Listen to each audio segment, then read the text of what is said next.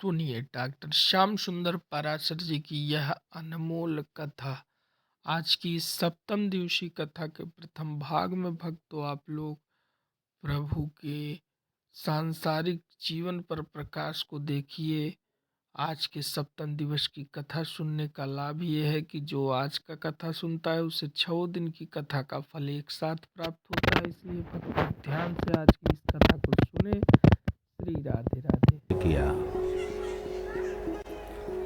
विवाह कई प्रकार के होते हैं। कहीं 8 प्रकार के विवाहों का वर्णन आता है और मुख्य रूप से 4 प्रकार के विवाह प्रसिद्ध हैं। ब्राह्म विवाह, गांधर्व विवाह, राक्षस विवाह और पैशाच विवाह। सर्वोत्तम होता है ब्राह्म विवाह, जो ब्राह्मणों के द्वारा अग्नि को साक्षी दे करके वैदिक विधि से सविधि संपन्न जो विवाह किया जाता है, माता पिता के इच्छानुसार गोत्र प्रवर सब देख करके कुंडली मिला करके विधिवत जो विवाह संपन्न हो उसे ब्राह्म विवाह कहते हैं। ऐसा सर्वोत्तम विवाह हमारे केवल सीताराम जी का ही हुआ। दूसरे नंबर का होता है गांधर्व विवाह। गांधर्व विवाह उसे कहते हैं कि बेटा बेटी ने एक दूसरे को पसंद कर लिया और पसंद करने के बाद माता पिता से आज्ञा मांगी, राजी हो गए तो ठीक, नहीं राजी हो गए तो कोर्ट में जाकर के चाई माई करवा के आ गए। अब बहू लेके जब आई गए तो मैया बाप को अब तो आशीर्वाद देना ही देना है, क्या करें। तो अपनी इच्छा से जो विवाह किया जाए बिना किसी परवाह के, वो गांधर्व विवाह कहलाता है। तीसरे नंबर का होता है राक्षस विधि।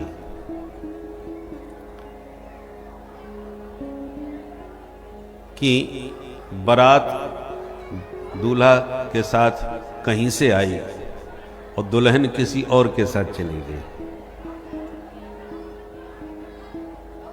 ये राक्षस विधि का विवाह है। और चौथा होता है पैशाच विधि, जिसमें जबरदस्ती हठात कन्या का हरण करके हठपूर्वक बलपूर्वक राजी गैर राजी जबरदस्ती उससे विवाह कर लेना, ये पैशाच विधि कहलाती है। तो भगवान ने तीसरे नंबर की विधि को सुनकर के रुक्मिणी के साथ विवाह संपन्न किया, क्योंकि रुक्मिणी साक्षात महालक्ष्मी है। और लक्ष्मी तो हमेशा नारायण की थी और नारायण की ही रहेंगी। कभी किसी के ऊपर जब लक्ष्मी जी की विशेष कृपा हो जाती है तो वो अपने को ही लक्ष्मीपति समझ बैठता है।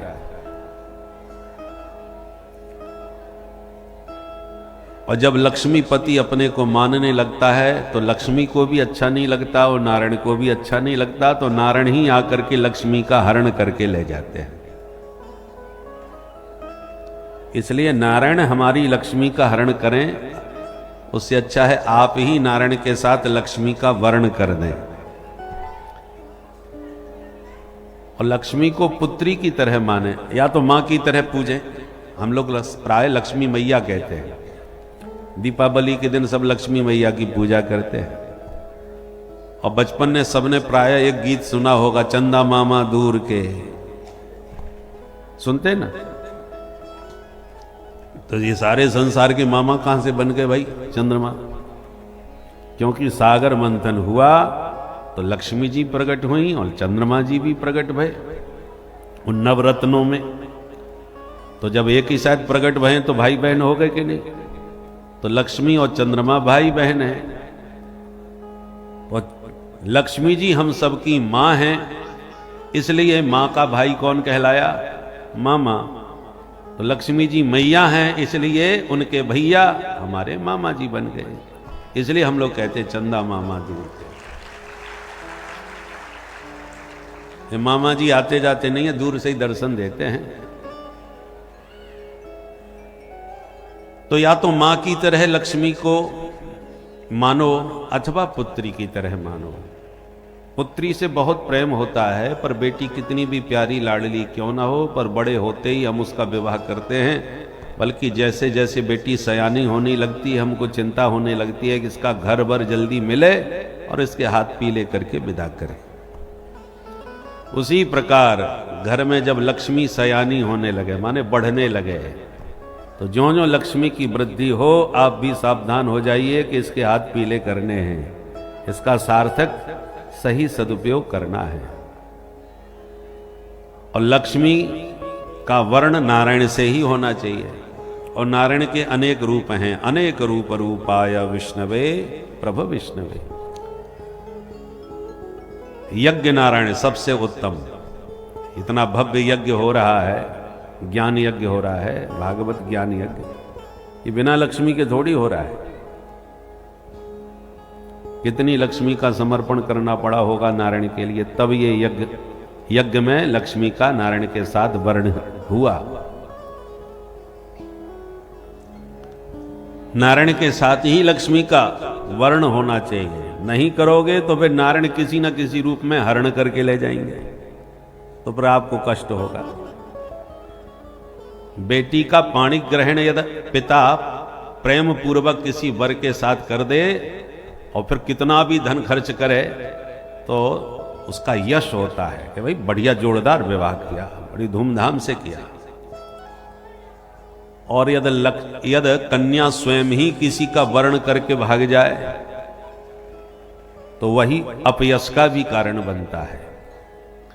उसी प्रकार लक्ष्मी का आप नारायण के साथ वर्ण करके विदा करोगे तो आपको बहुत यश दे के जाएगी। अरे भाई शुक्लपुर का नाम हो गया, क्या जबरदस्त कार्यक्रम करवाया, कितने दूर दूर से लोग आए, क्या भव्य आयोजन हुआ।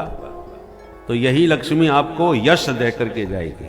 जा तो रही है, पर यश दे के जा रही है। पता चला इनकम टैक्स का छापा पड़ गया, करोड़ों माल उठा करके ले गए, बदनामी अलग होगी, जेल में की हवा अलग काटनी पड़ेगी, और अब की लोग उपहास करेंगे। कानपुर में देखा ना, नोटों की गड्डियां से भरे थे घर, पड़ोसी को पता ही नहीं, स्वयं फटीचर बन करके स्कूटर से घूमता रहता था, और छापा पड़ा तो मशीन गर्म हो गई गिनते गिनते महाराज, इतने नोट निकले, दिन रात होकर के सब इत्र की खुशबू उड़ गई, इतना भरा हुआ था। कहने का मतलब क्या है? उपहास का पात्र बनना। इसलिए नारायण को लक्ष्मी का हरण करना पड़े, उससे पहले आप ही विवेक पूर्वक नारायण के साथ लक्ष्मी का वर्ण करें। लक्ष्मी की तीन ही गति हैं, दान भोग नाश। या तो दान करके खूब यज्ञ आदि के द्वारा अपना यश कमा लो, दान नहीं करते बन रहा तो उपभोग कर लो, अपने ऊपर उसे खर्च कर लो। न दान किया न भोग किया तो फिर तीसरा रास्ता है भागने का। लक्ष्मी किसी न किसी रास्ते भाग जाएगी। ये चंचला है, एक जगह टिकती नहीं है, चपला है। तो लक्ष्मी जी तुम्हें छोड़ के भागे, घर छोड़ के भागे, उससे अच्छा है कि आप ही उसको सही ढंग से उपयोग में लाओ।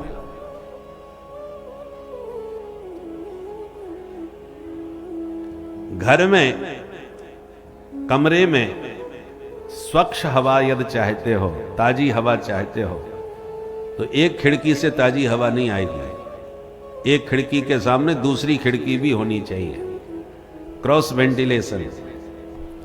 हवा स्वच्छ तभी मिलेगी कि हवा के आने के साथ जाने का भी रास्ता हो सामने, तो आपको स्वच्छ हवा मिलेगी।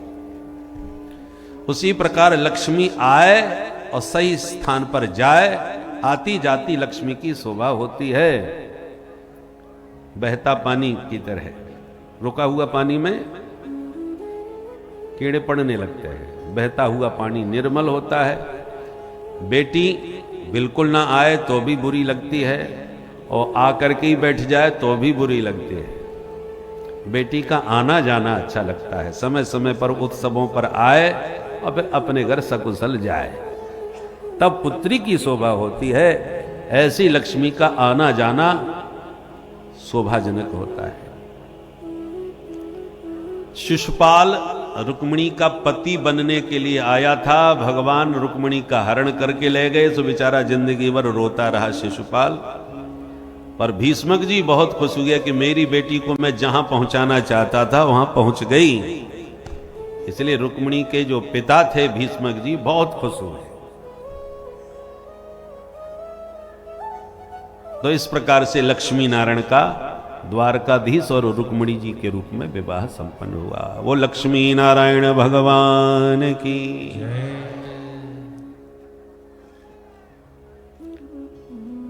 प्रभु के अन्य और भी विवाह हुए थे। कहां हुए? एक सत्राजित नाम का राजा था जिसने भगवान के ऊपर स्यमंतक मणि की चोरी का झूठा आरोप लगा दिया कि कृष्ण ने मेरी मणि चुराई। तो भगवान के कान में बात पड़ी कि हमारे ऊपर चोरी का आरोप लगाया जा रहा है, और जनता तो इसके लिए तैयार रहती है। बड़े लोगों की कोई भी बात भली झूठी हो मिल जाए तो फिर देखो महाराज, जितना बड़ा नाम उतनी जल्दी बात फैलती है। अरे कृष्ण द्वारकाधीश चोर निकले। कोई कहता अरे मैंने तो सुना है वो बचपन का ही चोर था, पहले वो माखन चुराता था घर घर में घुस के। आदत कहां जाएगी चाहे जितने बड़े बन जाओ, पर पहले छोटा था तो माखन चोरी करता था, बड़ा हो गया तो मणि चोरी करने लगा। कि जनता है किसी को नहीं छोड़ती हमारे चारों तरफ।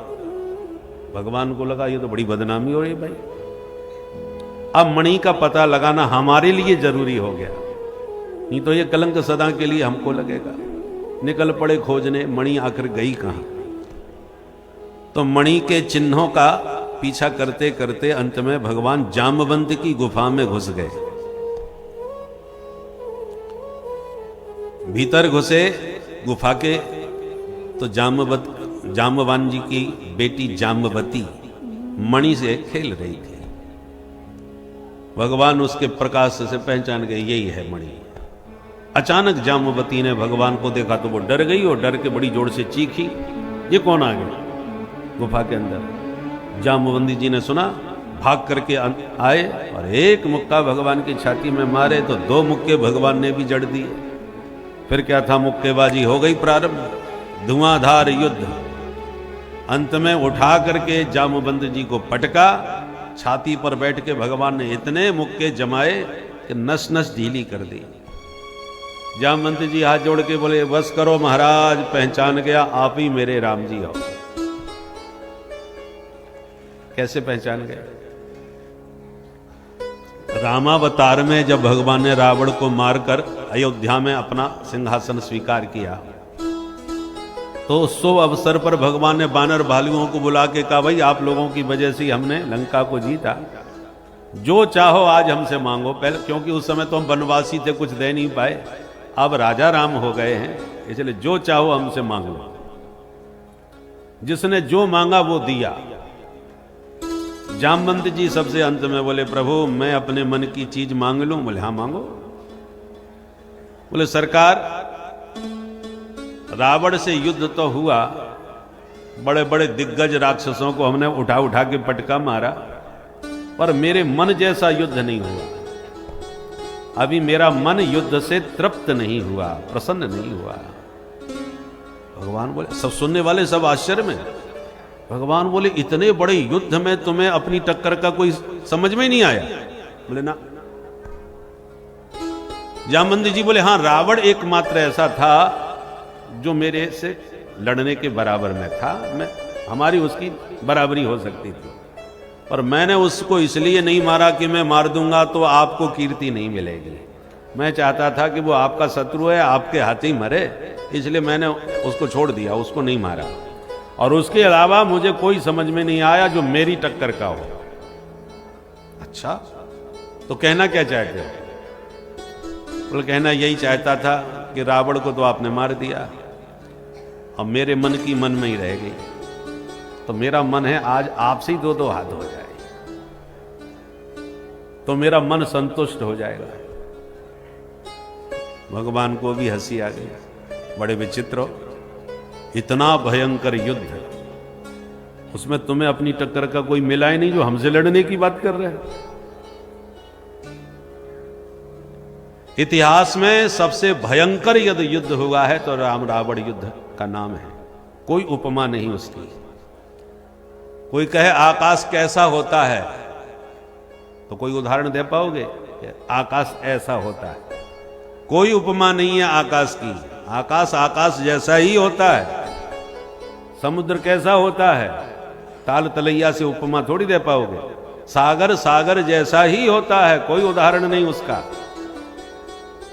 गगनः गगनाकारम सागरः सागरोपमा राम रावण योर युद्धम राम रावण योरेव।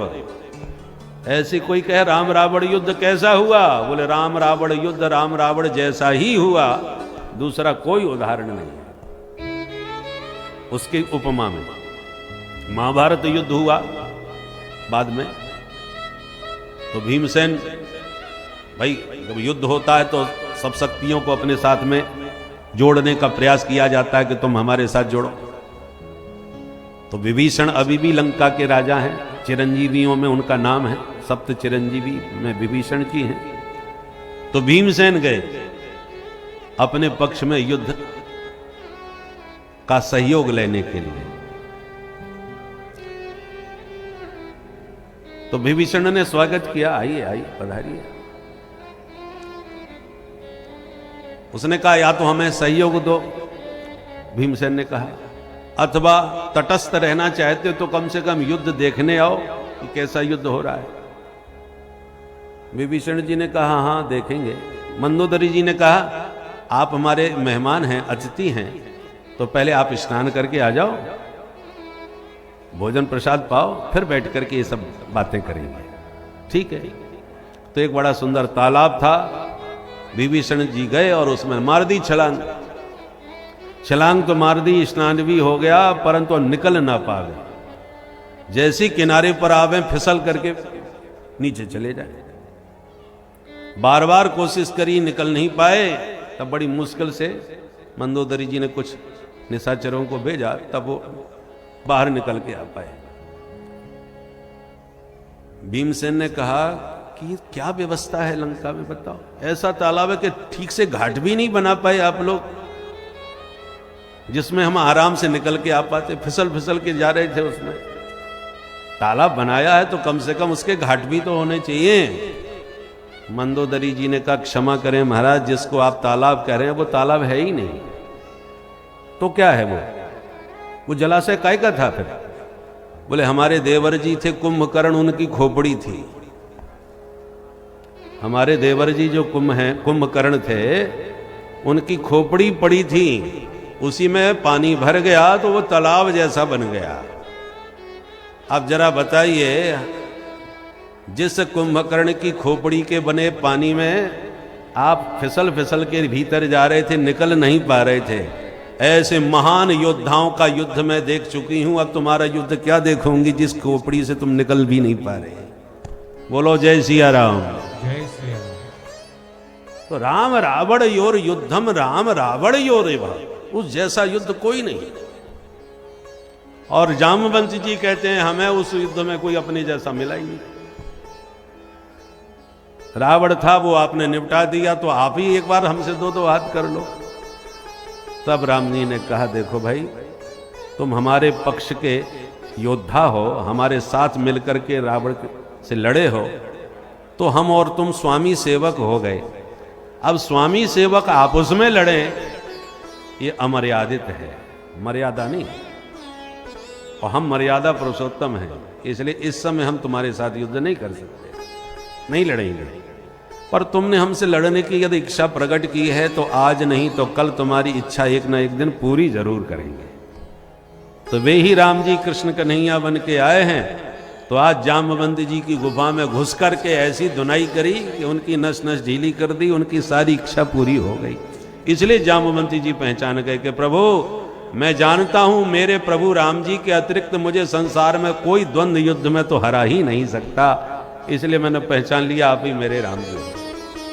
बोलो जय सिया राम। जय सिया राम। झगड़ा खत्म हो गया, जान पहचान हो गई। जामवंत जी बोले आइए प्रभु स्वागत है आपका, पर यहां आए कैसे आप?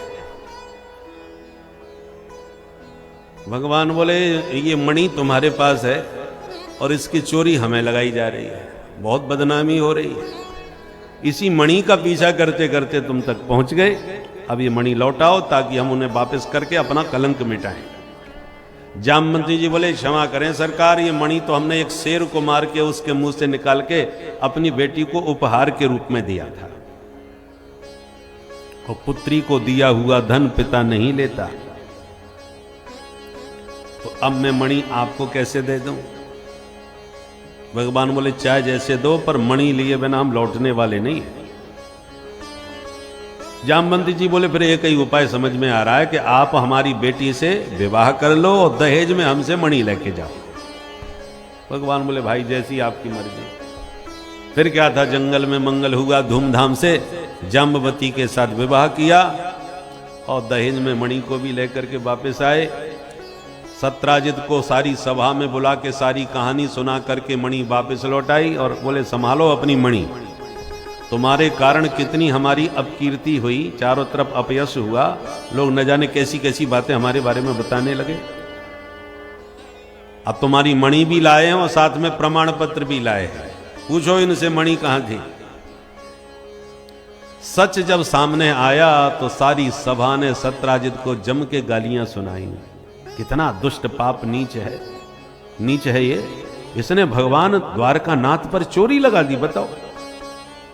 इतनी गालियां सत्राजित को दी कि सत्राजित का समाज में मुंह दिखाना मुश्किल हो गया।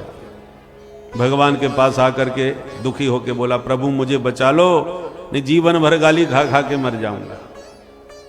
भगवान बोले तो हम क्या करें भाई, किसका मुंह बंद करें? ये जनता है, किसी को छोड़ती तो है नहीं।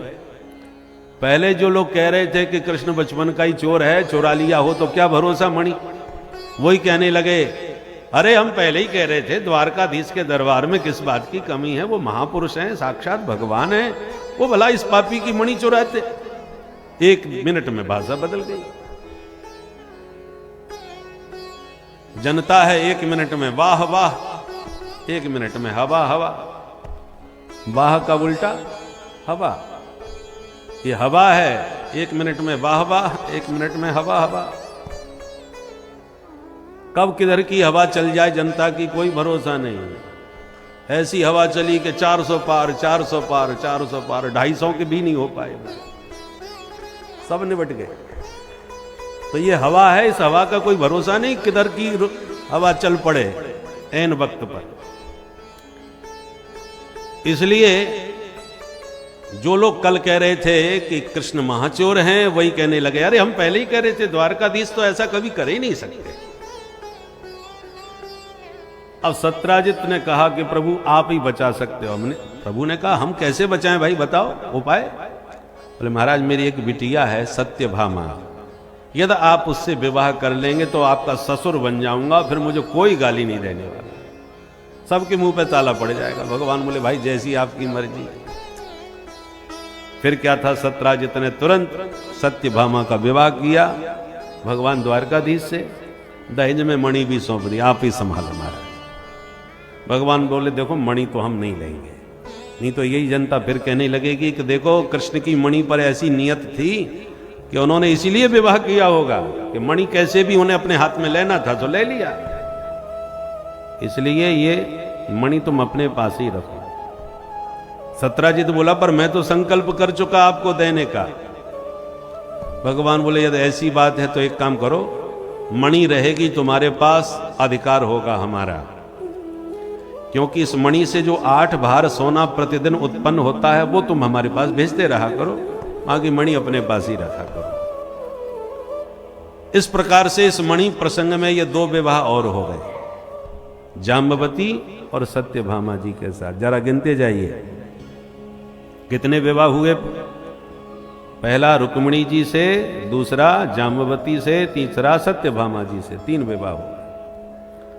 एक बार भगवान द्वारका से दिल्ली घूमने आए अपने प्रिय अर्जुन के साथ। जमुना पल्ली पार रथ में दोनों मित्र घूमते हुए जा रहे थे। कृष्ण और अर्जुन दोनों ही नर नारायण हैं। नर के अवतार अर्जुन, नारायण के अवतार कृष्ण, इसलिए दोनों की बड़ी घनिष्ठता है। तो रथ में बैठ के जा रहे थे कि अचानक जमुना के किनारे एक कन्या तपस्या करती हुई बैठी मिली।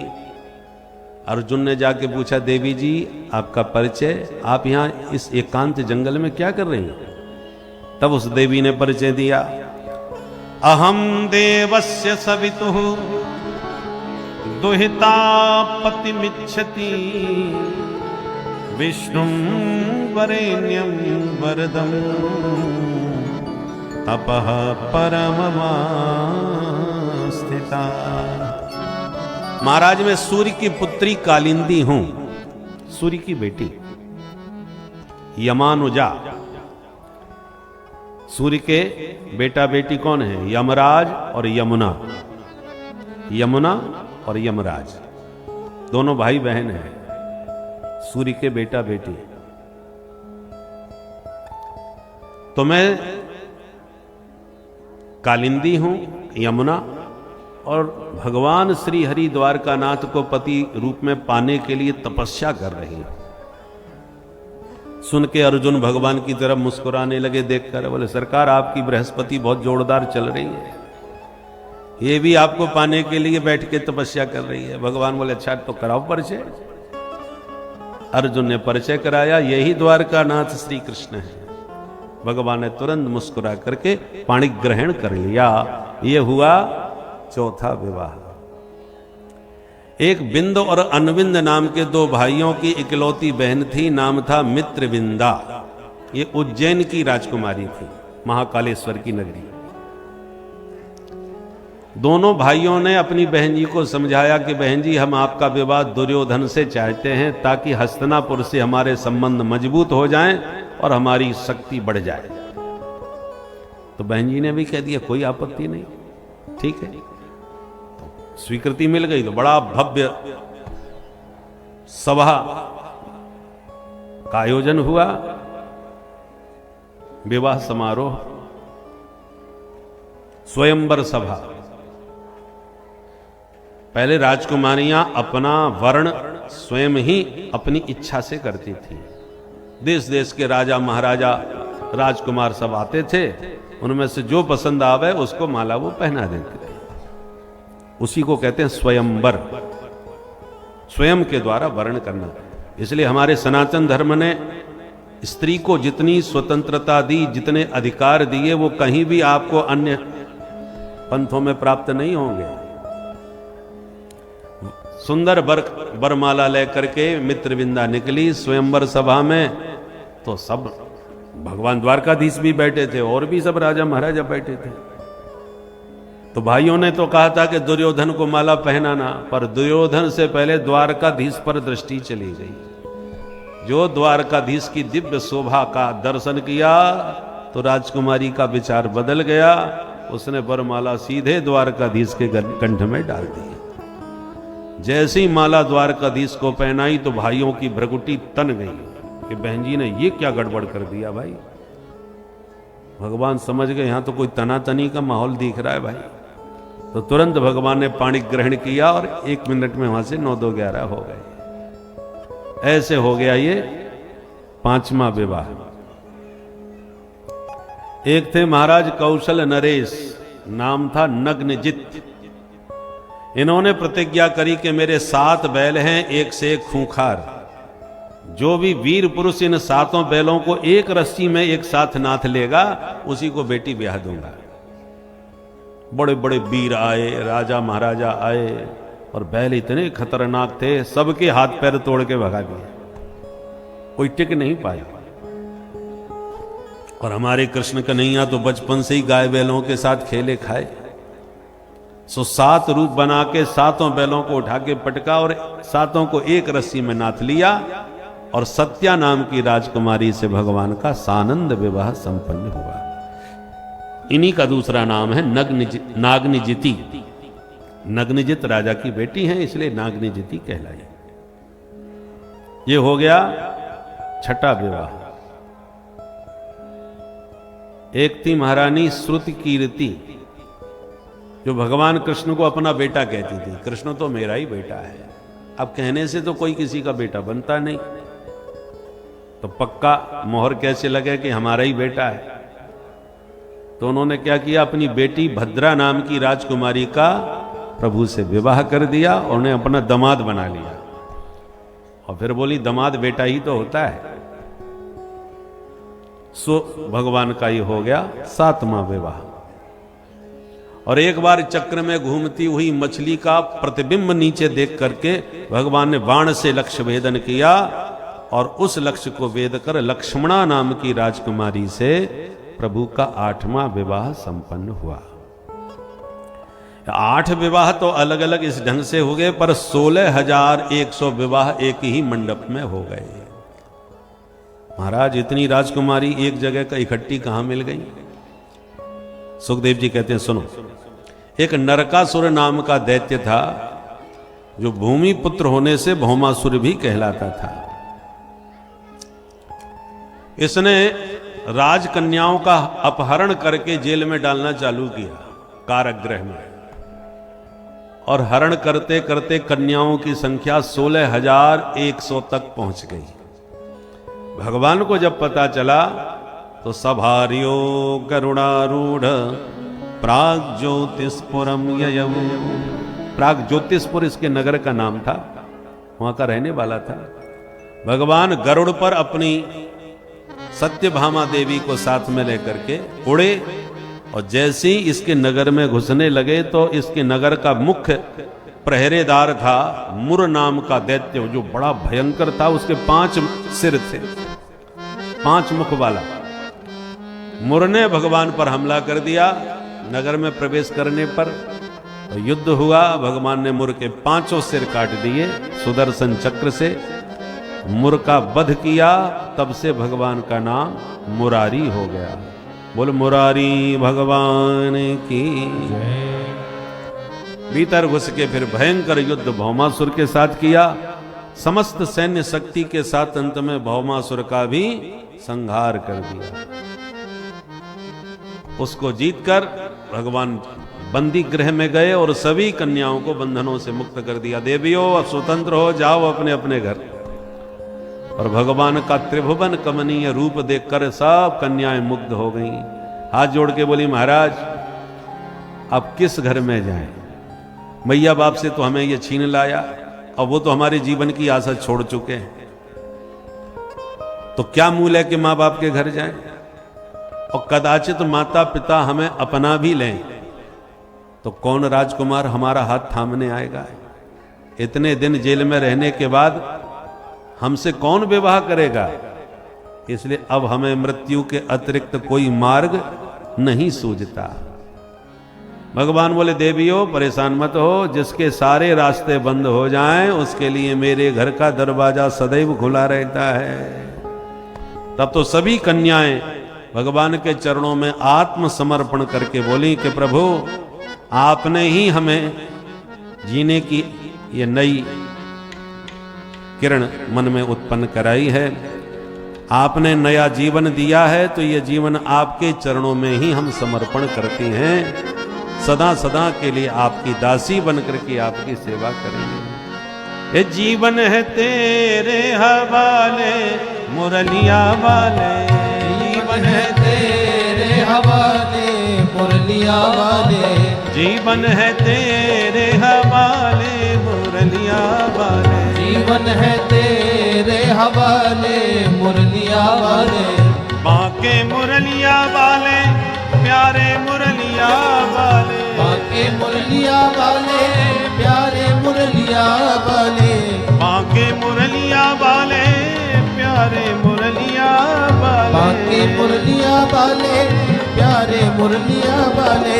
जीवन है तेरे तेरे हवाले मुरलिया वाले, जीवन है तेरे हवाले मुरलिया वाले, जीवन है तेरे हवाले बांसुरिया वाले, जीवन है तेरे हवाले बांसुरिया वाले, हम हैं बंसी तेरे अधर की, हम हैं बंसी तेरे अधर की, तेरे अधर की कान्हा तेरे अधर की, तेरे अधर की कान्हा तेरे अधर की, हम हैं बंसी तेरे अधर की, हम हैं बंसी तेरे अधर की, चाहे तू जैसे बजा ले मुरलिया वाले, चाहे तू जैसे बजा ले मुरलिया वाले, चाहे तू जैसे बजा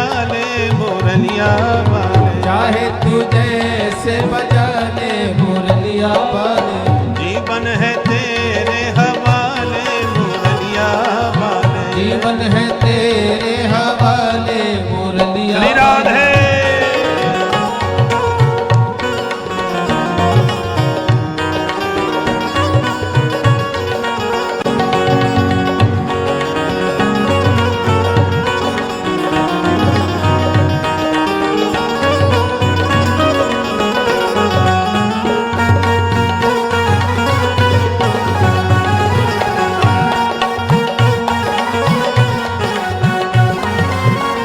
हम कठपुतली तेरे हाथ की, हम कठपुतली तेरे हाथ की, तेरे हाथ की, तेरे हाथ की, तेरे हाथ की, तेरे हाथ की, हम कठपुतली तेरे। करई करावई भंजई सोई, सब कुछ करने वाला परमात्मा होता है। मानव तो एकमात्र कठपुतली के समान ही होता है, जैसा कि इस भजन में बताया गया है। जैसा प्रभु चाहते हैं वैसे नचाते हैं। हमें आपको खुद ही इसका आभास नहीं होता, किंतु ईश्वर पर विश्वास करने वाले इस ईश्वरीय घटना पर अवश्य विश्वास रखते हैं। और धीरे धीरे इस कथा को आप लोग ऐसे ही सुनते रहें भक्तों। श्री राधे।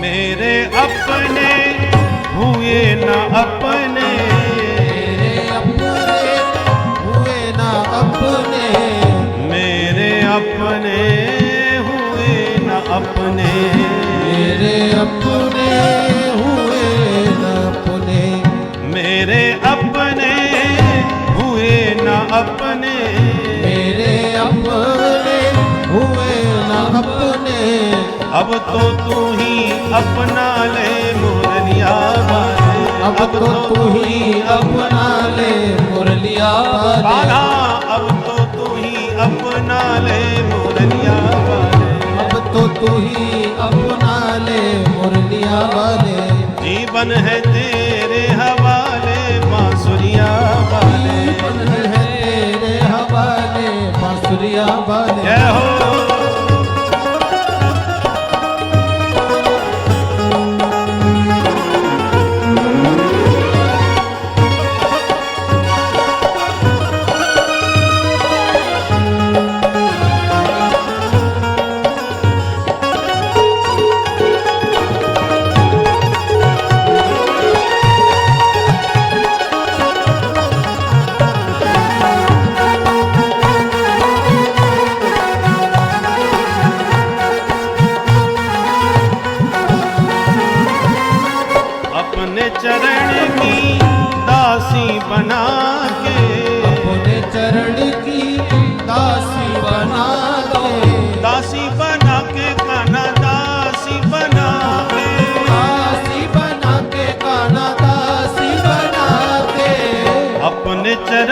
की दासी बना के, अपने चरण की दासी बना के, वृंदावन में बसा ले मुरलिया वाले, वृंदावन में बसा ले मुरलिया वाले, वृंदावन में बसा ले बांसुरिया वाले, वृंदावन में बसा ले बांसुरिया वाले, बांके मुरलिया वाले प्यारे मुरलिया वाले, बांके मुरलिया वाले प्यारे मुरलिया वाले, बांके मुरलिया वाले प्यारे मुरलिया वाले, बांके मुरलिया वाले प्यारे मुरलिया वाले, जीवन है तेरे हवाले मुरलिया वाले, जीवन है तेरे हवाले मुरलिया वाले, जीवन है तेरे हवाले बांसुरिया वाले, जीवन है तेरे हवाले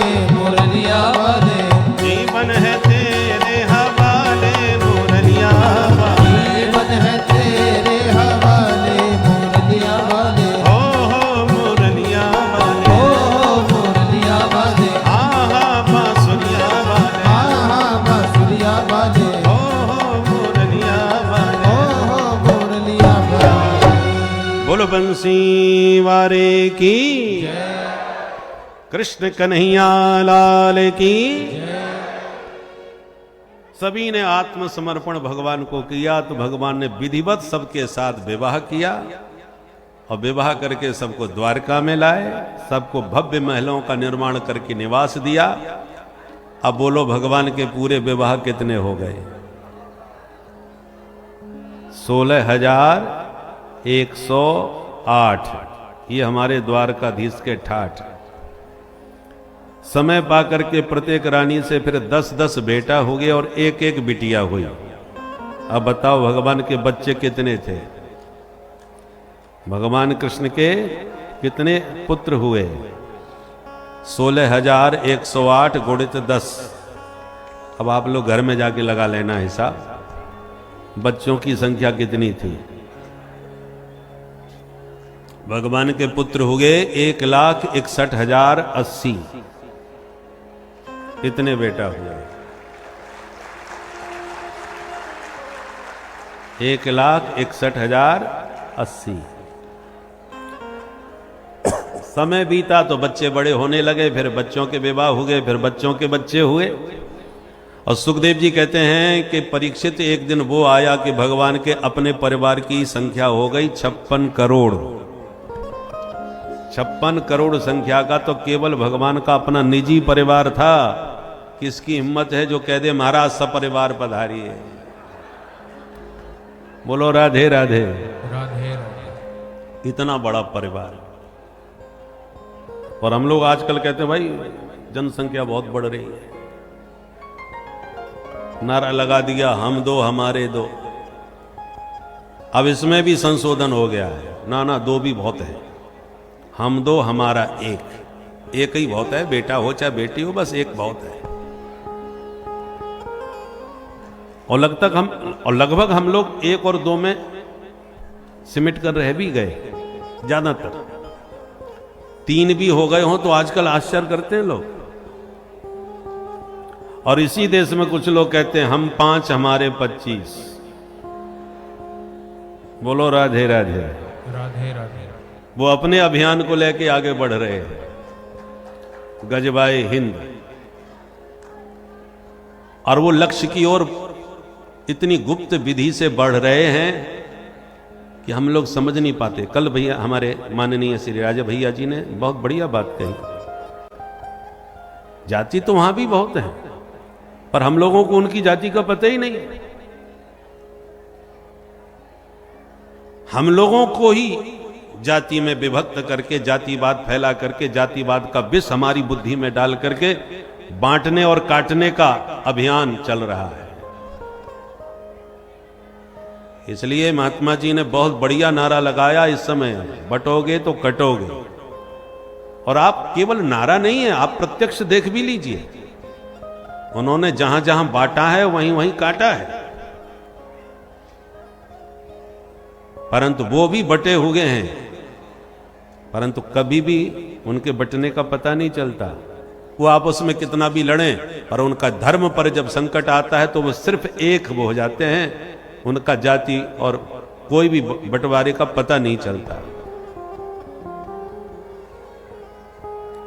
परंतु हम ही लोग हैं जो नासमझी में कुछ स्वार्थी नेताओं के कुचक्र में फंस करके बट रहे हैं, कट रहे हैं, छट रहे हैं और भागते फिर रहे हैं। कश्मीर चला गया, अब धीरे धीरे नंबर बंगाल का भी है। समय रहते सजग नहीं हुए, जबकि कितने वहां पर हिंदू हैं और बट रहे हैं, इसलिए तो कट रहे हैं। तो ये बहुत सावधान रहने की स्थिति है। यदि इस समय नहीं संभले तो फिर संभलने का मौका भी नहीं मिलेगा आगे। इसलिए समय रहते हम लोग सजग नहीं हुए, सावधान नहीं हुए, तो भविष्य बहुत भयंकर होने वाला है। इसलिए सनातनियों को जगाने के लिए कुछ जो सनातनी मानसिकता के हिंदू हैं राज सत्ता में, वो भी हैं। कुछ लोग हैं जो विवश होकर के बहुत खुलकर नहीं बोल पा रहे, कुछ हैं जो बिल्कुल खुल करके सनातनियों के पक्ष में खड़े हो जाते हैं, पर सब लोग साहस नहीं जुटा पा रहे, क्योंकि सभी सनातनी हिंदू चाहते तो हैं सब एक हो जाए, पर वो जानते हैं कि ये एक हो नहीं पाएंगे, इसलिए हम लोग अपने को खतरे में नहीं डालेंगे। इसलिए खुल करके बहुत से लोग नहीं बोल पाते, और जिनको किसी की अपेक्षा ही नहीं है या सत्ता का बहुत लोभ लालच नहीं है, वो ही खुल करके कह पा रहे हैं। वो तो बाबा जी हैं, इसलिए खुल के बोल देते हैं। या कट्टर जो सनातनी है वो भी खुल करके बोल देते हैं। बाकी एक जमाना था जब अंग्रेजों के जमाने में उन्होंने भी ये कूटनीति अपनाई है।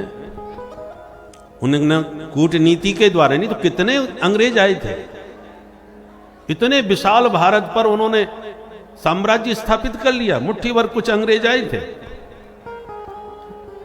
परंतु फूट डालो राज्य करो की नीति उन्होंने अपनाई, और वह फूट डालो राज्य करो का जो सूत्र उनका था अंग्रेजों का, वही आज के लोगों ने भी अपना लिया है। सत्ता सुख भोगने के लिए वो भी वही फूट डालो राज्य करो की नीति अपना रहे हैं, पर इस फूट डालो राज्य करो की नीति का दुष्परिणाम देश में क्या होगा भविष्य में, उस पर ध्यान नहीं है। कुछ समय के लिए सत्ता सुख के लिए सनातन के बीच में ये जो खाइयां खोदी जा रही हैं, इसलिए अभी समय है संभलने का और सावधान होने का। बोलो भारत माता की। भारत और सनातन, कल कहा था भैया जी ने कि दोनों पूरक हैं। भारतवर्ष की महिमा केवल सनातन धर्म के ही सदग्रंथों में आपको प्राप्त होगी और कहीं नहीं। भारत सुरक्षित है तो सनातन धर्म भी सुरक्षित है,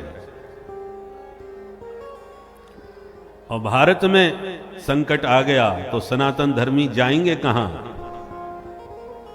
अनेक जितने भी पंथ हैं उनके बहुत से ग्रंथ, उनके तो बहुत से देश हैं, विधर्मियों के लिए तो जगह है भागने की, पर हम लोगों के पास कोई स्थान नहीं है कि यहां से यदि भगाए गए तो जाएंगे कहां। इसलिए समय रहते सावधान होने की आवश्यकता, और सावधानी सिर्फ इतनी रखनी है हमको, आशीर्वाद तो हम ही लोग देते हैं, हमारे आशीर्वाद से तो लोग सत्ता में पहुंचते हैं।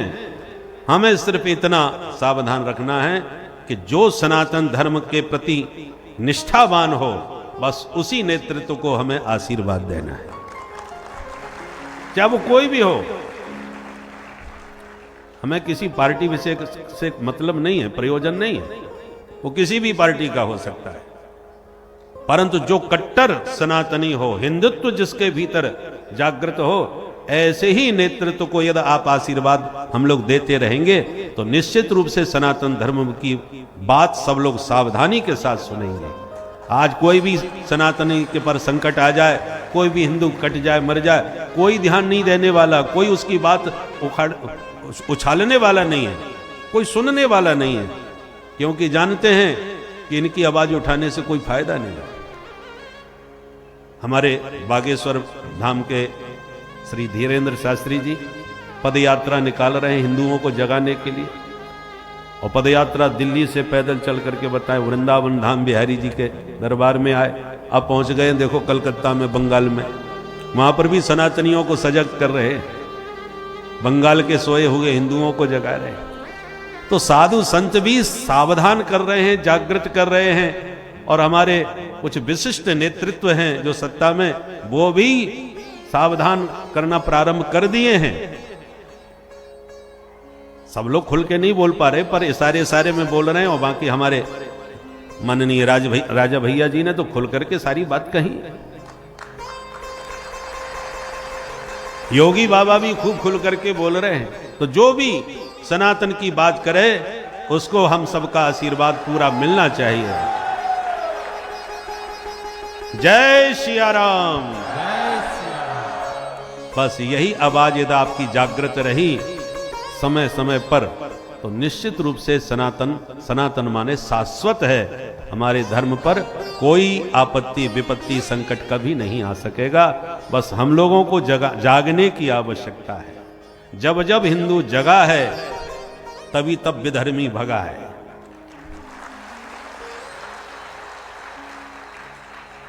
तो प्रसंग पर आइए।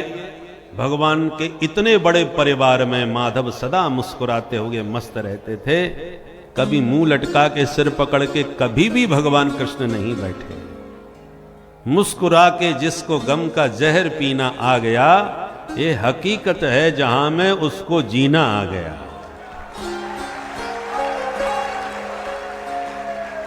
हम लोग छोटी छोटी बात पर मुंह लटका के सिर पकड़ के बैठ जाते हैं, अब क्या होगा, हमारे साथ ही ये सब क्यों होता रहता है। अरे जब तक शरीर है, संसार है, तब तक समस्याएं छोटी मोटी तो आती रहेंगी। छोटी मोटी बातों पर सिर पकड़ के मुंह लटका के बैठने की आवश्यकता नहीं है। आप चेकअप करवाते हैं तो आप देखते हैं उसमें कंप्यूटर में आता है, यदि ऊपर नीचे लाइन आ रही है तो इसका मतलब आप ठीक हैं, सांस चल रही है। और लाइन सीधी आ गई तो इसका मतलब जय सिया राम। तो सीधा सीधा जीवन तो मृत हो जाता है, वो कोई जीवन रहता है। उतार चढ़ाव तो जीवन का एक अविभाज्य अंग है। उतार चढ़ाव तो आते ही रहेंगे, किसके जीवन में नहीं आए बताओ। कोई इतिहास में कोई भी महापुरुष का नाम लो जिसके जीवन में समस्याएं ना आई हो। भगवान कृष्ण तो भगवान थे, उनका जन्म ही जेल खाने में हुआ। हमारे जो आदर्श हैं, जिनका हम पथ प्रदर्शन करते हैं, उनके जीवन को देखिए। हम लोग जेल में जाने के नाम से घबराते हैं, हमारे कन्हैया का जन्म ही जेल खाने में हुआ। बच्चों को जन्म के बाद में 2-4 दिन तक तो घर के बाहर नहीं निकालते, कहीं हवा न लग जाए, नजर न लग जाए, कितना सावधानी से रखा जाता है। और इनके जन्म को देर नहीं हुई, रात के 12 बजे पिताश्री लेके भाग लिए। बरसात हो रही थी, जमुना में बाढ़ आ रही थी, और उस भयानक रात में लेकर के अपने मित्र के घर छोड़ के आए रात के 12 बजे, उसी दिन उसी वक्त। परंतु मित्र के घर में भी गोविंद का जन्मोत्सव पूरा संपन्न नहीं हो पाया कि वहीं पूतना मौसी जहर पिलाने पहुंच गई। करवट बदलना सीख नहीं पाए कि सकटासुर गाड़ी बन करके आ गया, फिर तृणावर्त तूफान बन के आ गया। छोड़ के गोकुल वृंदावन में आए कि शायद वृंदावन में आने से वातावरण ठीक बने, पर ऐसा नहीं हुआ। वृंदावन में आते ही अकासुर बकासुर धनुकासुर न जाने कितने कितने असुर आए। केवल असुरों ने ही आक्रमण नहीं किया भगवान कृष्ण पर, सुरों ने भी हमला कर दिया। देवताओं के राजा इंद्र ने ही पानी बरसात, पत्थर बरसात करके ब्रजवासियों को मार डालना चाहा, तो भगवान ने गिरधारी बन करके ब्रजवासियों को बचाया। दावाग्नि लगी, उस आग से बचाया। ब्रह्मा जी बछड़े और ब्रजवासियों को चोरी करके ले गए, उनसे वापस बुलवाए। तो सुर और असुर दोनों के साथ भगवान का संघर्ष हुआ है कृष्णावतार में। परंतु कभी भगवान कृष्ण सिर पकड़ के नहीं बैठे कि मेरे पीछे सब लोग क्यों पड़े हुए हैं। सबके साथ संघर्ष किया, और संघर्ष के साथ साथ चैन की बंसी भी बजाते रहे, रास लीला भी करते रहे, माखन चोरी भी करते रहे, ब्रजवासियों को परमानंद प्रदान करते रहे। माखन भी खाए, रास भी रचाए, बंसी भी बजाए, और संघर्ष भी बाकायदा करते रहे। प्रेमियों के लिए यदि उन्होंने बंसी बजाई, संगीत के साथ सबका मन मोह लिया, तो दुष्ट असुरों के लिए भगवान ने सुदर्शन चक्र भी घुमाया। असुरों का संहार करने के लिए सुदर्शन उठाया। विनाशाय च दुष्कृता, दुष्टों का विनाश किया। इसलिए समय की आवश्यकता है। आत्मरक्षा के लिए शस्त्र उठाना भी बहुत आवश्यक होता है। पर हमारे यहां तो एक डंडा भी नहीं मिलेगा कि कोई चोर आ जाए तो डांट के मार के भगा दे। तो घर में डंडा भी नहीं मिलेगा। पुराने जमाने में तो किवाड़ों के पीछे लगाने के लिए डंडा रखा जाता था ना, परंतु अब तो वो भी गायब हो गए।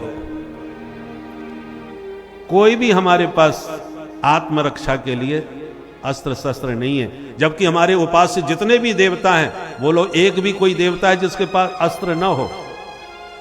मां तो ममता मई होती है, दुर्गा मैया, पर क्या उनके हाथ में तलवार नहीं है, खड्ग नहीं है? काली, भद्रकाली, हमारे भोले बाबा यदि संगीत के लिए डमरू बजाते हैं तो दुष्टों के लिए त्रिशूल भी उठाते हैं। सारे देवी देवता, हमारे राम जी वनवासी बन गए, बाबा जी बन करके निकले थे घर से अयोध्या से, पर धनुष बाण छोड़ के नहीं गए। धनुष बाण फिर भी अपने साथ में ही लेकर के गए। भले ही बलकल वस्त्र धारण कर लिए हों, तापस वेश विशेष उदासी, और धनुष बाण यदि घर में छोड़ के गए होते तो रावण से कैसे युद्ध होता बताओ। धनुष बाण अपने साथ में रखा, साधु भेष में भी रखा। तो कोई देवी देवता हमारे ऐसे नहीं जिनके पास शस्त्र न हो। तो आप जिस देवता के उपासक हो, भद्रकाली के उपासक हो तो खड्ग होना चाहिए आपके पास। हनुमान जी के उपासक हो, गदा होनी चाहिए आपके पास। जिसके भी आप उपासक हो, कोई ना कोई आयुध शस्त्र, किसी पर अत्याचार करने के लिए नहीं, अत्याचारियों से आत्मरक्षा करने के लिए हमारे पास अस्त्र होना आवश्यक है। हमारे पास यदि आत्मरक्षा का बल नहीं होगा, हम कैसे अपनी रक्षा करेंगे? परिस्थितियों को हम समझ रहे हैं, देख रहे हैं, फिर भी यदि हम कबूतर की तरह आंख बंद करके बैठ गए तो परिणाम हमारे लिए ही बहुत कष्टप्रद हो सकता है। इसलिए समय रहते सावधान होकर आत्मरक्षा के लिए सजग रहें। बोलो भारत माता की। एक बार भगवान अपने बच्चों को घुमाने के लिए ले गए कि चलो बच्चों आज आपको घुमा के लाए। तो बच्चों के साथ घूमने निकले तो एक बहुत सुंदर उपवन दिखाई पड़ा, बगीचा। ठंडी ठंडी हवा चल रही थी, सघन वृक्षावली थी। भगवान बोले भाई हम तो अब यहीं आराम करेंगे, बड़ी अच्छी जगह है, आप लोग खेलो। तो बच्चे सब मौज मस्ती करने लगे, खेलने लगे। बच्चों ने गेंद का खेल खेलना चालू किया। खेलते खेलते बच्चों की गेंद एक कुएं में गिर गई। जब जाकर के कुएं में झांका, बड़ा विशाल एक गिरगिट उसमें पड़ा हुआ दिखाई पड़ा। बच्चे आए भागते हुए, प्रभु इतना बड़ा गिरगिट तो हमने कभी नहीं देखा।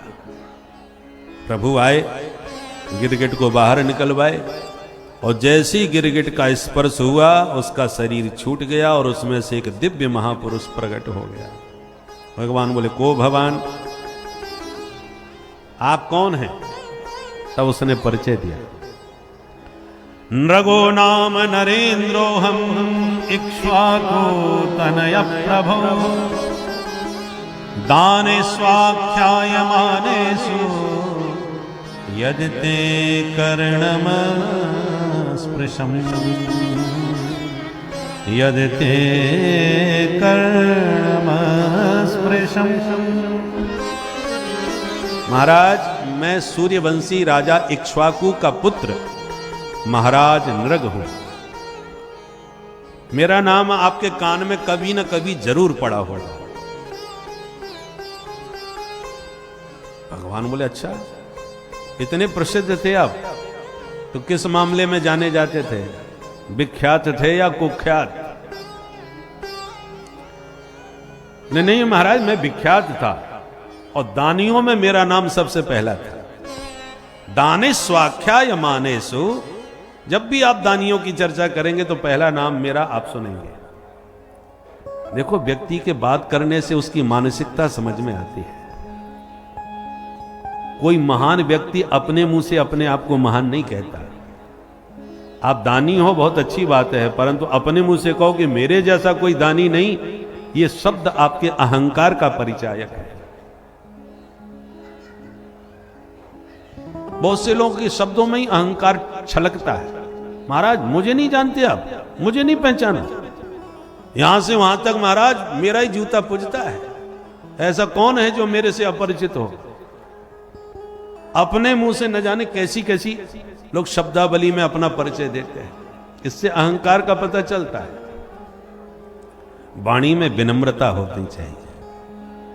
जो सच में महान होते हैं उनकी वाणी में विनम्रता होती है, अहंकार नहीं।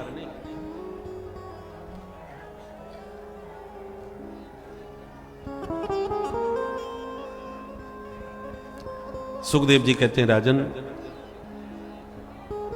भगवान ने कहा ऐसा तुमने क्या दान किया जो आप अपने को नंबर 1 पे मानते हो? क्या दान किया आपने? बोले महाराज सबसे ज्यादा मैंने गौ दान किया है। तो कितनी गाय दान में दी? तो हंसता हुआ कहता है, महाराज क्या कोई बता सकता है आकाश में कितने तारे हैं? कोई बता सकता है धरती में कितने धूल कण हैं? बरसात में कोई कह सकता है कि कितनी बूंदें टपकी हैं? जैसे इनकी गणना असंभव है, ऐसी मेरी गायों की गिनती भी असंभव है। यावत्य सिकता भूमेर यावत्यो दिवितारका यावत्यो वर्षधाराश्च तावती रदतास्मगा। मतलब असंख्य गायों का दान किया। भगवान बोले तो फिर गिरगिट क्यों बना? पाप से ही प्राणी का पतन होता है। तूने कोई ना कोई पाप तो किया ही होगा, इसलिए गिरगिट बना है। तब बोला महाराज मैंने पाप कोई नहीं किया, परंतु गलती से हो गया। क्या हो गया? बोले एक ब्राह्मण की गाय भागकर मेरी गायों में मिल गई। बड़ी सुंदर गाय थी। मैं तो प्रतिदिन गौदान करता था, मैंने वही गाय अपनी समझ करके दूसरे ब्राह्मण को दान कर दी। तो ब्राह्मण मेरे से दान की गाय लेके जा रहा था और जिसकी गाय थी वो ब्राह्मण ढूंढता फिर रहा था। तो दोनों आपस में टकरा गए। अब दोनों गाय को लेके झगड़ा कर दिए। जिसकी गाय थी वो कहता है कि मेरी गाय है, और जिसको मैंने दान की थी वो कहता है मेरी गाय है, मैं राजा से दान में लेके आया हूं। दोनों ही झगड़ा करते करते मेरे दरबार में आ गए। जब सारी समस्या दोनों ने सुनाई तो हमारी लाइट चली गई। महाराज हमारी बुद्धि का बल्ब बुझ गया कि हमको समझ में ही नहीं आवे कि अब हम क्या करें। वो दोनों तो अपनी अपनी जगह ठीक थे, पर मेरा माथा खराब। किसके बारे में क्या निर्णय दूं मैं? अंत में दोनों ही नाराज हो गए, दोनों ही गाय छोड़ के चले गए कि हमें नहीं चाहिए तुम्हारी गाय, तुम अपने पास ही रखो। बस इतनी गलती हमसे हो गई। मरणोपरांत यमराज ने पूछा, राजन तुम महान दानी हो, पर एक अनजाने में तुमसे पाप तो हुआ है, तो पहले क्या भोगना पसंद करोगे, पाप या पुण्य? राजा ने कहा मैं महान पुण्यात्मा हूं, पाप तो थोड़ा सा है, तो पहले इसी को भुगा दीजिए। बस इतना कहते ही मैं गिरगिट बन करके इस कुआं में गिरा। उसी पाप से मेरा पतन हुआ। और आज मेरे वो अनंत पुण्य उदय हो गए जो आप श्री के दर्शन और आपके स्पर्श से सारे पाप पूरी तरह साफ हो गए। अब मैं चलता हूं। प्रणाम करके चला गया। भगवान ने अपने बच्चों को बैठा के प्यार से समझाया कि बच्चों सुन लिया इसकी कहानी। अनजाने में ब्राह्मण के धन को इसने लिया तो ये गिरगिट बना। तो जानबूझ के जो ब्राह्मण का धन हरण करेगा, बोलिए उसकी क्या गति होगी। भगवान कहते कुलम समूलम दहती ब्रह्मस्वारणी पावकः। जो ब्राह्मण का धन हरण करता है उसका सर्वनाश हो जाता है, कुल ही नष्ट हो जाता है। जहर से और अग्नि से भी ज्यादा खतरनाक ब्राह्मण का धन होता है। नाहम हाला हलम मन्ने विषम यस्य प्रतिक्रिया ब्रह्म स्वम ही विषम प्रोक्तम नाश्य प्रतिविधिर्भुवि। क्योंकि विष पान करने वाले को औषधियों के बल पर बचाया जा सकता है, अग्नि में छलांग मारने वाले को भी अग्नि की ज्वालाओं से बचाया जा सकता है, और ब्राह्मण का धन सारे वंश का सर्वनाश कर देता है। इसलिए स्वदत्ताम परदत्ताम वा ब्रह्म वृत्ति हरे जय 60 वर्ष सहस्त्राणी विष्टायाम जायते क्रमी। जो ब्राह्मण का धन हरण करता है, चाहे वो अपने द्वारा ही दिया हुआ क्यों ना हो। बहुत से लोग हैं जिनके पूर्वजों ने जमीन दान कर दी, मंदिर बनवा दिया, धर्मशाला बनवा दिया, बोले हमने दान कर दिया समाज के लिए। अब जमीन हो गई बहुत कीमती महत्वपूर्ण, सो उनके वंशज बोले कि नहीं नहीं, ये हमारे पूर्वजों की जमीन है, अब हमारे अधिकार में होनी चाहिए। तो अब उस पर कब्जा करके जबरदस्ती छीना झपटी करके अपना आधिपत्य स्थापित करके अब घर रहने के मकान बनाने लगे। तो दिया हुआ धन यदि वापस लेता है तो वो धन आपका अपहरण करता का ही माना जाएगा, आपका अपहरण करना ही माना जाएगा। इसलिए स्वदत्ताम माने अपने द्वारा दिया हुआ हो या परदत्ताम या दूसरों के द्वारा दिया हुआ। ब्राह्मण के पास प्राय दान का ही धन होता है, और दान का धन बहुत खतरनाक होता है, क्योंकि दाता जब दान करता है तो अपने अनिष्ट दान के द्वारा दूर करता है। घर में जब बहुत अमंगल होने लगता है, परेशानियां होने लगती हैं, तो कहती है महाराज हमारी अलाय बलाय सब दूर है जाए, ले आप आशीर्वाद दो। तो ब्राह्मण को दिया कुछ धन या वस्तु, और बदले में ब्राह्मण ने अपना तप आशीर्वाद में दे करके उसके सारे अनिष्ट दान के माध्यम से स्वयं स्वीकार कर लिया। अब जो ब्राह्मण त्रिकाल संध्या करे, गायत्री जपे, अग्निहोत्र करे, ब्राह्मणोचित कर्म जो करता है वो दान के दोष को भस्म कर लेता है, जला डालता है। अग्नि की प्रकृति है, उसमें जो भी उल्टा सीधा वस्तु डालो उसे जला करके वो शुद्ध कर देती है। अग्नि परम पवित्र होती है, और अग्नि और ब्राह्मण सजाती हैं। अग्नि मीले पुरोहितम, ब्राह्मण भी पुरोहित है, अग्नि भी पुरोहित है देवताओं। अग्नि और ब्राह्मण दोनों ही भगवान के मुख से प्रकट हैं। ब्राह्मणोस्य मुखमासीत और मुखात अग्नि ही अजायत। इसलिए दोनों में उस दोष को भस्म करने की सामर्थ्य है। इसलिए प्राय इन्हीं दोनों मुखों से हम परमात्मा को भोजन कराते हैं। अग्नि में स्वाहा और ब्राह्मणों के मुख में आहा। भगवान दोनों से भोजन स्वीकार करते हैं, चाहे अग्नि के द्वारा कराओ या ब्राह्मण के मुख से। देखो, दया आप किसी पर भी कर सकते हो, उसमें कोई विचार करने की जरूरत नहीं है, पर दान हमेशा पात्र को ही करना चाहिए। दान हर किसी को नहीं किया है। जीवों पर दया आप प्राणी मात्र पर करो, और दान सोच समझ करके करो। अपात्र को दान करोगे तो दाता को भी दोष लगेगा। धूम्रपान रतो विप्रह दानम कुर्वन्ति ये नरा ते नरा नरकम यान्ति ब्राह्मणो ग्राम शूकरः। अब इसकी ज्यादा व्याख्या नहीं करेंगे क्योंकि अर्थ बिल्कुल स्पष्ट है। बोलो राधे राधे राधे राधे। तो अपात्र को यदि आपने दान किया तो दाता भी दोषी होता है। इसलिए पात्र को ही दान करना चाहिए, कुपात्र को नहीं। तो भगवान इस प्रकार समय समय पर बच्चों को शिक्षा देते हैं और सावधान करते रहते हैं। विप्रद्विषम नरम दृष्ट्वा हरि दूरात पलायते। जो विप्रद्रोही होता है, ब्राह्मणों से जो बैर करता है, उस पापी पुरुष को देखते ही भगवान दूर से भाग जाते हैं। विप्रद्विषम नरम दृष्ट्वा हरि दूरात पलायते और विप्राणाम सेवनात् आशु हरि आयाति मानसे। जो ब्राह्मण भक्त होता है, उस भक्त के हृदय में भगवान बिन बुलाए भाग करके अपना आसन जमा लेते हैं। तो याद रखिए, जो सच्चा भगवत भक्त होगा वो सबसे पहले ब्राह्मण भक्त होगा, ये उसकी पहचान है। बिना ब्राह्मण भक्त हुए वो भगवत भक्त हो ही नहीं सकता, क्योंकि भगवान ब्राह्मणों के भक्त हैं। नमो ब्रह्मण्य देवाय। भगवान स्वयं ब्राह्मणों का कितना आदर सम्मान करते हैं।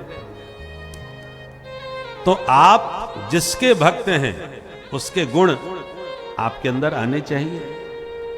भगवान जिनको मानते हैं उन्हें आप भी मानिए, भगवान गायों का पूजन करते हैं, ब्राह्मणों का पूजन करते हैं, तो गाय ब्राह्मण आपको भी प्रिय होने चाहिए। यदि आप गौमांस खाते हैं या ब्राह्मणों से विद्रोह करते हैं, उनसे बैर मानते हैं, तो आप भगवत भक्त। जगत में प्रभु एकमात्र सत्य है, बाकी सब असत्य है। ईश्वर की भक्ति आराधना ही इस संसार का मूल बिंदु है। इसलिए हे भक्तों, समय निकाल कर आप इस माँ की तरफ अवश्य आए, जिससे प्रभु की कृपा के पात्र बन सके। प्रभु की कृपा होने पर ही जो भक्त होता है उसके अंदर दुर्लभ व्यक्तित्व झलकने लगता है, जिसका आप लोग को यदि आभास ना हो तो अगले दिवस आप लोग स्नान करने के बाद आइए और देखिए कि प्रभु की कितनी कृपा होती है। तो इस कथा को भक्त सुनते रहें। श्री राधे राधे। प्यारे बन जाओगे। मम अनुशासन माने जोई, भगवान कहते हैं जो मेरे अनुशासन को मानता है, मेरी आज्ञा में चलता है, वही मुझे अतिशय प्रिय होता है। अब तुम भगवान को तो खूब मानो और भगवान की एक ना मानो, तो क्या मानना हुआ। राम जी को मानते हो, राम लला हम आएंगे, मंदिर वहीं बनाएंगे, और खूब आपने राम जी को प्रतिष्ठित कर दिया, मान लिया, पूजित कर दिया, पर राम जी के बताए आदर्शों पर यदि आप नहीं चल रहे तो क्या राम जी प्रसन्न होंगे। भगवान कृष्ण को आप मानो, राधे राधे खूब गाओ, परंतु कन्हैया की बताई हुई आज्ञा में आप नहीं चले तो क्या ये भगवान कृष्ण को प्रसन्नता प्रदान करा सकते हैं? कभी नहीं। इसलिए भगवान की आज्ञा में जो चलता है, भगवान उसी से प्रसन्न होते हैं। और भगवान की आज्ञा वेदों में, शास्त्रों में है। श्रुति स्मृति भगवान की आज्ञा है। उस आज्ञा में जो चलता है, भगवान उससे प्रसन्न होते हैं।